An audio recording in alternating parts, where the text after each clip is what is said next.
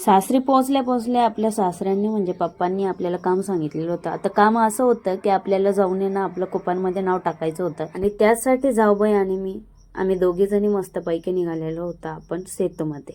आणि जाता जाता बघा इकडं आपला बाजार पण भरलेला होता, कारण वार होता गुरुवारचा. आणि सनसेट बघा किती छान दिसत होता. सनसेट म्हणताय का सनराईज म्हणते मला आठवत नाही बरं का, कारण शाळा सोडून आता बरेच वर्ष झालेले आहेत.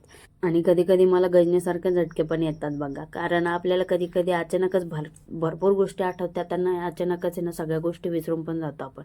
आणि शेवटी आपण इथं सेतूमध्ये पोहोचलेलो होतो आणि सेतूमध्ये भरपूर अशी गर्दी होती नेहमीप्रमाणे.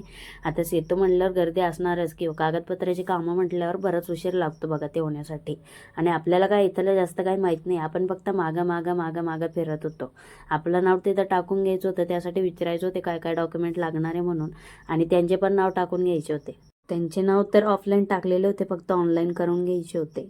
आता माझं नाव टाकण्यात आलं की नाही आलं ते नेक्स्ट व्हिडिओमध्ये तुम्हाला सांगते, तोपर्यंत आपल्याला फॉलो करून घ्या.